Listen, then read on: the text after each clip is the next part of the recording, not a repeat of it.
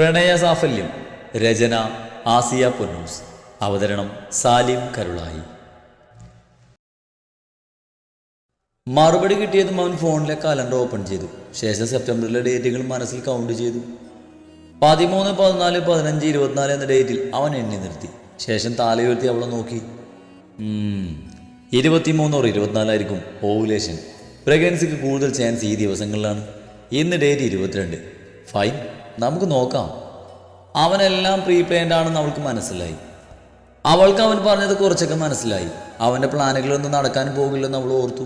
അത്രയൊക്കെ കേട്ടപ്പോഴും അവൾ അലട്ടിയത് ഒരേ ഒരു ചോദ്യമായിരുന്നു. ഇന്നത്തെ വൈദ്യശാസ്ത്രം വളരെയധികം വികസനം കൈവരിച്ചിട്ടുണ്ട്. സ്വന്തം ചോരയിൽ കുഞ്ഞെന്ന ഹരിയുടെ ആഗ്രഹം സഫലമാക്കാൻ ഒരുപാട് വഴികളുള്ള കാലമാണിത്. പിന്നെ എന്തുകൊണ്ട് ഇയാൾ ഇത്രയും നീചമായൊരു വഴി തിരഞ്ഞെടുത്തു? എന്തിനൊരു പെണ്ണിൻ്റെ ജീവിതം നശിപ്പിച്ചു? അതെത്ര ചിന്തിച്ചിട്ടും അവൾക്ക് മനസ്സിലായിട്ടില്ല. പിന്നൊരു കാര്യം, വീട്ടിൽ പോയിട്ട് അച്ഛനും മോളും കൂടി അടുത്ത പദ്ധതി ഇടാനാണെങ്കിൽ എൻ്റെ മറ്റൊരു മുഖം നിങ്ങൾ കാണേണ്ടി വരും. അവനവളെ ഓർമ്മിപ്പിച്ചു. പോകാൻ റെഡിയാകും. ഞാൻ വന്ന് അവിടെ പൊറുക്കാനൊന്നും കരുതണ്ട. ഡ്രോപ്പ് ചെയ്തിട്ട് ഈവനിങ് ഞാൻ വരും. അപ്പം മര്യാദയ്ക്ക് എൻ്റെ ഒപ്പം വന്നേക്കണം. പിന്നെ ഇതൊന്നും എൻ്റെ അച്ഛനോട് വിളമ്പാൻ നിൽക്കണ്ട. ചെല്ല്. അവളോട് ആജ്ഞാപിച്ചുകൊണ്ട് അവൻ പറഞ്ഞു. ഒന്നും മിണ്ടാതെ അവളുടെ തിങ്സൊക്കെ എടുത്ത് അവൻ പറഞ്ഞ മുറിയിൽ അടുക്കി വെച്ചു. ശേഷം ബെഡിലേക്ക് തളർന്നിരുന്നു. അവൾക്ക് തലപെരുക്കും പോലെ തോന്നി. ഈ കെണിയിൽ നിന്നും രക്ഷപ്പെടുന്നുണ്ട്.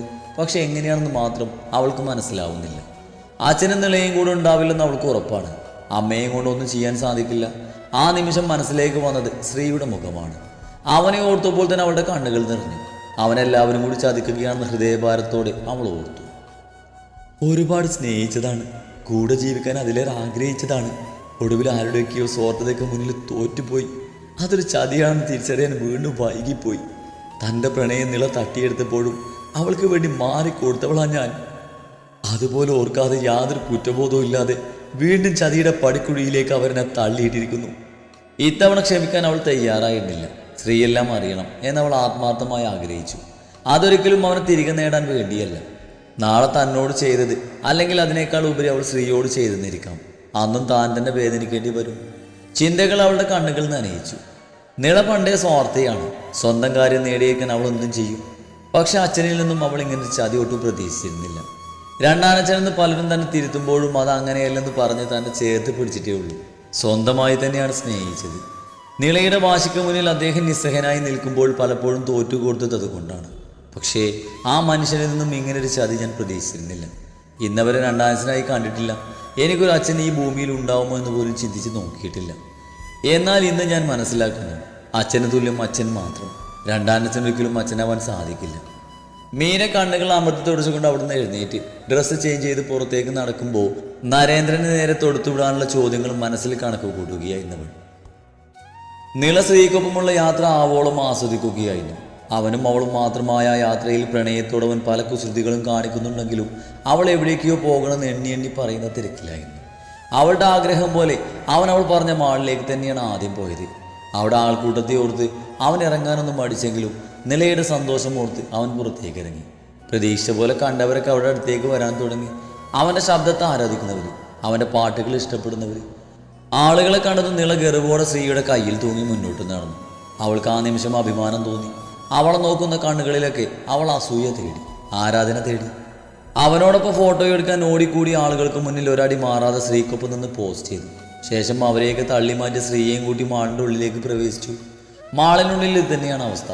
അറിയുന്നവരൊക്കെ ഓടിക്കൂടി. നിലക്ക് സന്തോഷം തോന്നി. അവരുടെ തിക്കിലും തിരക്കിലും ശ്രീയുടെ കയ്യിൽ തൂങ്ങി നിൽക്കാൻ അവൾ ശ്രദ്ധിച്ചു. അതുപോലെ തന്നെ അവനും അവളെ പിടിവിടാതെ തന്നിലേക്ക് ചേർത്ത് നിർത്തിയിരുന്നു. യുവഗായകൻ ശ്രീരാഗസുന്ദർ വിവാഹിതനായത് ആരൊക്കെയോ അപ്ലോഡ് ചെയ്ത ഫോട്ടോസിലൂടെയാണ് മാധ്യമങ്ങളും മറ്റും അറിഞ്ഞത്. വിവാഹ ദിവസം പ്രസ്സും മീഡിയാസും ഒന്നും എത്തിച്ചേരാത്ത വിഷമം ആ നിമിഷം നിലക്ക് മാറിക്കിട്ടി. പലരും ഫോട്ടോസും വീഡിയോസും എടുത്ത് സോഷ്യൽ മീഡിയയിൽ അപ്ലോഡ് ചെയ്യുന്നത് അവൾ നിർവൃതിയോടെ നോക്കി. ഒടുവിൽ മാളിലെ സെക്യൂരിറ്റീസ് വന്ന ആൾക്കൂടത്തെ മാറ്റിക്കൊടുത്തു. ശ്രീ അവർക്കൊക്കെ കൈവീശി കാണിച്ചുകൊണ്ട് നിളയും ചേർത്ത് പിടിച്ച് അവിടുന്ന് പോയി. അവൻ്റെ ആ പ്രവൃത്തിയിൽ അവളും പുളകതിയായി. ശ്രീക്കൊരു ശല്യമുണ്ടാക്കാതെ സെക്യൂരിറ്റീസ് പ്രത്യേകം ശ്രദ്ധിച്ചിരുന്നു. പലരും അവൻ്റെ സ്വകാര്യതയെ മാനിച്ചുകൊണ്ട് ഒരു പുഞ്ചിരി നൽകി കടന്നു പോകും. മറ്റു ചിലർ ഫോട്ടോ എടുക്കാൻ അടുത്തേക്കെത്തും. കൂടുതൽ ബുദ്ധിമുട്ടുണ്ടാവാതെ സെക്യൂരിറ്റീസ് അവനെ സഹായിച്ചു. ആ കടം പകർന്ന ശ്രീയുടെ കയ്യും പിടിച്ചവൾ ആ മാള് മുഴുവൻ ചുറ്റിക്കറങ്ങി. അവൾ ആവശ്യപ്പെട്ടതൊക്കെ അവൻ അവൾക്ക് വാങ്ങി നൽകി. വസ്ത്രമായാലും ആഭരണമായാലും വില നോക്കാതെ വാങ്ങി നൽകുന്ന അവനോട് അവൾക്ക് പ്രണയം തോന്നി. അവിടുത്തെ സ്റ്റാഫുകൾ നോക്കി നിൽക്കുക എന്നുള്ള അവനെ ചുംബിച്ചു. അത്രയേറെ ആളുകളുടെ മുന്നിൽ നിന്നും അവൻ വിയർത്തു. അവനവളെ പിടിച്ചു വെച്ചു. അവൾ അവനെ നോക്കി കണ്ണു ചിമ്മി. അവൾക്ക് അത്രയേറെ സന്തോഷം തോന്നി. ഇത്രയും കാലങ്ങൾക്കിടയിൽ ഇന്നാണ് താൻ ശരിക്കും ജീവിച്ചെന്ന് തോന്നിപ്പോയി. അധിക നേരം നിൽക്കാൻ സാധിക്കാത്തത് കൊണ്ട് അവൾക്കും അച്ഛനും അമ്മയ്ക്കും ഉള്ളതൊക്കെ വാങ്ങി അവരവിടുന്ന് ഇറങ്ങി. വീട്ടിലേക്കുള്ള യാത്രയിൽ നില സന്തോഷവതിയായിരുന്നു. അവളോട് വർത്താനം പറയുന്നവനെ അവൾ കണ്ണെടുക്കാതെ നോക്കിയിരുന്നു. അവളുടെ അനക്കം നിന്നപ്പോൾ ശ്രീ അവളെ നോക്കി. എന്തെങ്കിലും നോക്കുന്നേ? അവളുടെ നോട്ടം കണ്ടവൻ പുഞ്ചിരിച്ചു. അവളത് കേട്ട് ഡ്രൈവ് ചെയ്യുന്നവൻ്റെ മടിയിലേക്ക് കയറിയിരുന്ന് അവൻ ഞെട്ടിലോടെ ബ്രേക്ക് ചവിട്ടിയതും അവൾ പുഞ്ചിരിയോട് അവനെ നോക്കി. അവനെന്തെങ്കിലും പറയും മുന്നേ നീള അവൻ്റെ ചുണ്ടുകളെ കവർന്നിരുന്നു. അവൻ്റെ ചുണ്ടുകളെ മുകർന്നുകൊണ്ട് അവൾ അവൻ്റെ വലത്തേ കൈ തൻ്റെ തോളിലേക്ക് വെച്ചു. ആ ചുംബന സ്ത്രീയെ ഉണർത്തി. തോളിലിരുന്ന് അവൻ്റെ വലത് കൈ താഴേക്ക് ഒഴുകിയിറങ്ങി അവളുടെ മാറിൽ സ്ഥാനം പിടിച്ചു. അവൻ്റെ ചിന്തകൾ ദിശ മാറി സഞ്ചരിക്കുന്നതിനൊപ്പം അവൻ്റെ കൈ അവളുടെ മാറിൽ അമർന്നു. അവളത് ആസ്വദിച്ചുകൊണ്ടൊന്ന് മുരണ്ടു. അവൻ്റെ കൈ അവളുടെ ടോപ്പിന് മുകളിലൂടെ കടക്കാൻ ഒരുങ്ങിയതും അവൾ അവന് വിധേയായി ഇരുന്നു കൊടുത്തു. അവളുടെ നഗ്നമായ മാറിൽ അവൻ്റെ വിരലുകൾ അമർന്നതും പുറകിൽ നിന്നും ഹോൺ ഉയർന്നു കേട്ടു. നടു റോഡിൽ കാർ നിർത്തി വലിയൊരു ബ്ലോക്ക് ഉണ്ടായത് അപ്പോഴാണ് അവർ ശ്രദ്ധിക്കുന്നത്. പുറകിൽ നിന്നും ആരൊക്കെയോ ശബ്ദമുയർത്തിയതും നിളവൻ്റെ മടിയിൽ നിന്നും മാറിയിരുന്നു. അവളെ നോക്കി ചമ്മയെ ചിരിച്ചിരിച്ചുകൊണ്ട് അവൻ കാറ് മുന്നോട്ടെടുത്തു. നിളയുടെ വീട്ടുമുറ്റത്ത് ആ കാറ് ചെന്ന് നിന്നു. നിള ഗർഭോടെ ഡോർ തുറന്ന് പുറത്തേക്ക് ഇറങ്ങി. അയൽവാസികൾ ചെക്കനെയും പെണ്ണിനെയും കൗതുകത്തോട് ഉറ്റുനോക്കുന്നത് അവൾ കണ്ടിരുന്നു. അതുകൊണ്ട് തന്നെ മുന്നിലെ മുടി കൈകൊണ്ട് തട്ടി പിന്നിലേക്ക് ഇട്ടുകൊണ്ട് അവൾ അഭിമാനത്തോടെ ആ ലക്ഷറി കാറിൽ ചാരി കയ്യും കെട്ടി നിന്നു. പരിസരത്തുള്ളവരൊക്കെ നോക്കുന്നുണ്ട്. എന്നാൽ ഇത് കണ്ടപ്പോൾ സ്ത്രീക്കൊരു വല്ലായ്മ തോന്നി. നിളവനെല്ലാമെല്ലാമാണ്. എങ്കിലും താൻ പ്രണയിച്ച നിള ഇങ്ങനെ ആയിരുന്നില്ല എന്നവൻ ചിന്തിക്കാതിരുന്നില്ല. അതോർത്തൊരു നെടുവീർപ്പോടെ അവൻ ഡോർ തുറന്ന് പുറത്തേക്ക് ഇറങ്ങി. വാങ്ങിയ സാധനങ്ങളൊക്കെ അവനോട് എടുക്കാനായി അവൾ ആവശ്യപ്പെട്ടു. മറുത്തൊന്നും പറയാതെ എല്ലാം എടുത്ത് അവൻ അവളുടെ സിറ്റൗട്ടിലേക്ക് കയറി. കാറിൻ്റെ ശബ്ദം കേട്ട് നരേന്ദ്രൻ നീരജയും പുറത്തേക്ക് വന്നു. യോഗ്യനായ ഭർത്താവിനോടൊപ്പം കയറി വരുന്ന മകളെ കണ്ട് നരേന്ദ്രന് അഭിമാനം തോന്നി. രണ്ടുപേരും കൂടി അവരകത്തേക്ക് സൽക്കരിച്ചിരുത്തി. കൊണ്ടുവന്ന സമ്മാനങ്ങളൊക്കെ അവർക്ക് നൽകി. നീരജ് അവർക്കുള്ള ജ്യൂസുമായി വന്നു. നരേന്ദ്രൻ അവനെ മുഷിപ്പിക്കാതെ വിശേഷങ്ങളൊക്കെ തിരക്കി. മകളുടെ സന്തോഷം മാറി നിന്ന് കാണുകയായിരുന്നു നീരജ. അന്നേരം മനസ്സിന് പകുതി സമാധാനം തോന്നി. ഇനി മീരയെ കൂടി കാണാതെ ആ മനസ്സിലെ കണൽ കെട്ടടങ്ങില്ല. ആൻറ്റി എന്താ മാറി നിൽക്കുന്നേ? ശ്രീ പുഞ്ചിരിയോടെ തിരക്കി. ഒന്നുമില്ല മോനെ, ഞാൻ ആലോചിക്കുമായിരുന്നു. മീരയുടെ കൂടെ ചെറുപ്പം മുതലുണ്ടായിരുന്ന ശ്രീ എൻ്റെ നിലയുടെ കഴുത്തിൽ താലി കെട്ടുമെന്ന് ഞാനൊട്ടും പ്രതീക്ഷിച്ചതല്ല. മീരയുടെ പേര് കേട്ടതും 3 പേരുടെയും മുഖം മാറി. അതേസമയമാണ് മുറ്റത്ത് ഹരിയുടെ കാറ് വന്നു നിന്നത്. അതോടെ നീരജ ധൃതിയിൽ പുറത്തേക്ക് ഓടി. ബാക്കിയുള്ളവർക്കൊന്നും വലിയ താല്പര്യം ഉണ്ടായിരുന്നില്ല പോകാൻ. പറഞ്ഞതൊക്കെ ഓർമ്മയുണ്ടല്ലോ. പുതിയ തന്ത്രങ്ങൾ വല്ലതും പ്രയോഗിക്കാൻ തോന്നിയ വീഡിയോയുടെ കാര്യം മറക്കണ്ട. അതും പോരെങ്കിൽ എൻ്റെ കയ്യിലുള്ള എഗ്രിമെൻ്റ് വെച്ച് എനിക്കൊരു കേസ് ഫയൽ ചെയ്യാം. ഇനി കാശ് തിരിച്ചു തരാനാണെങ്കിൽ തന്നതിൻ്റെ 4 ഇരട്ടി തരേണ്ടി വരും. എഗ്രിമെൻറ്റിൽ അത് ക്ലിയർ ആയിട്ട് പറഞ്ഞിട്ടുണ്ട്. 4 ഇരട്ടി പോയിട്ട് അതിൻ്റെ പകുതി പോലും തരാൻ നിനക്കൊന്നും ഉണ്ടാവില്ല. അതുകൊണ്ട് എന്ത് ചെയ്താലും ശരിക്കും ആലോചിച്ചിട്ട് വേണം ചെയ്യാൻ. മീരയെ കാറിൽ നിന്നും ഇറക്കി വിട്ടുകൊണ്ട് അവൻ ഓർമ്മിപ്പിച്ചു. സംഭരിച്ചു വെച്ച ധൈര്യമൊക്കെ ആ നിമിഷം അവളിൽ നിന്നും ചോർന്നു പോയി. എന്ത് ചെയ്യണമെന്ന് അറിയാതെ അവൾ കൂടുതൽ ആശങ്കയിലായിപ്പോയി. നീരജ പുറത്തേക്ക് എത്തുമ്പോഴേക്കും മീരയിൽ നിന്നും ഒരു മറുപടി പ്രതീക്ഷിക്കാതെ അവൻ കാറും എടുത്ത് അവിടുന്ന് പോയി. മീരേ, ഹരിമോ പോയോ? നീരജ ധൃതിയിൽ പുറത്തേക്ക് ഇറങ്ങി വന്നു. പോയി. അവൾ നീരജയ്ക്ക് നേരെ തിരിഞ്ഞു. എന്ത് പറ്റി മോളെ? ഒന്ന് കയറുക പോലും ചെയ്യാതെ എന്ത് പറ്റി? എന്തെങ്കിലും പ്രശ്നമുണ്ടോ? മീരയുടെ കവിളിൽ തലയ്ക്ക് നീരജ തിരക്കി. ഒന്നും മിണ്ടാതെ മീര അമ്മയെ കെട്ടിപ്പിടിച്ചു. പറയണമെന്ന് 100 വട്ടം തോന്നിയെങ്കിലും തൊട്ടു മുന്നേ കേട്ട ഹരിയുടെ വാക്കുകൾ അവളെ തളർത്തി. അമ്മയോട് എന്തെങ്കിലും പറയും മുന്നേ അയാളെ നേരിൽ കണ്ട് സംസാരിക്കണമെന്ന് അവൾക്ക് തോന്നി. ഒന്നുമില്ല, അമ്മ വാ, അച്ഛൻ എവിടെ? അവൾ അതും പറഞ്ഞ് അകത്തേക്ക് കയറി. അപ്പോഴും നീരജയ്ക്ക് ടെൻഷനായിരുന്നു. മീരെ, നീ എന്തേലും ഒന്ന് പറയേ, എന്തെങ്കിലും കുഴപ്പമുണ്ടോ അവിടെ? നീരജയ്ക്ക് ആദ്യം കയറി. അപ്പോഴേക്കും മീര ഹാളിലെത്തിയിരുന്നു. അവിടെ ഇരുന്ന സ്ത്രീയാണ് അവളുടെ കണ്ണിൽ ആദ്യം പതിഞ്ഞത്. അവളെ കാണുന്നതും അവൻ്റെ മുഖത്ത് ദേഷ്യം വരച്ച് കയറി. അതെന്തുകൊണ്ടാണെന്ന് അവൾക്ക് മനസ്സിലായില്ല. കുറേ നാളുകളായിട്ട് അവൻ ഇങ്ങനെയാണ്.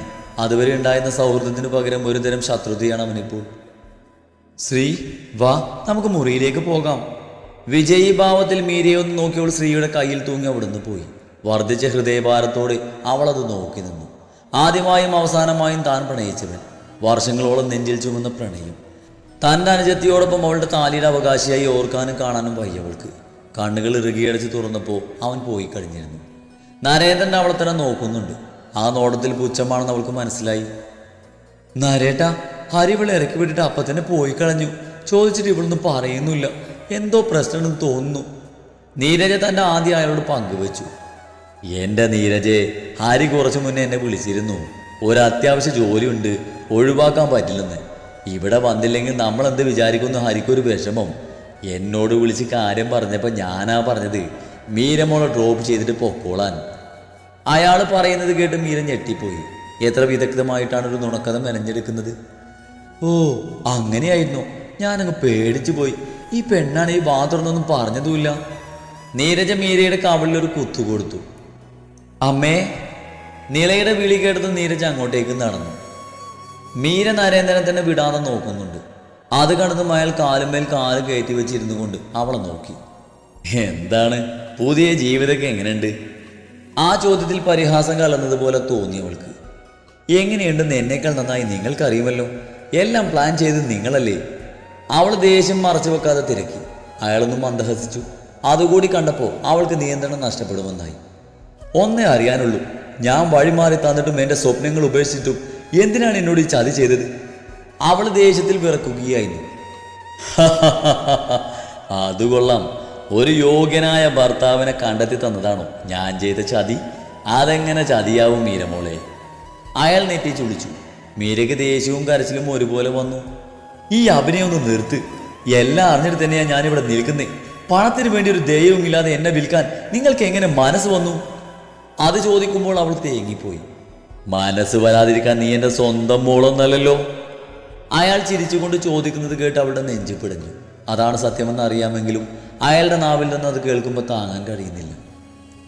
ഇത്ര വലിയൊരു പ്രൊപ്പോസൽ നിനക്ക് വന്നപ്പോൾ നീ എന്താ കരുതിയേ? നിന്നെക്കുറിച്ച് അവരൊന്നും കൂടുതൽ അന്വേഷിക്കാതിരുന്നത് കൊണ്ട് ഈ വിവാഹങ്ങൾ നടന്നു.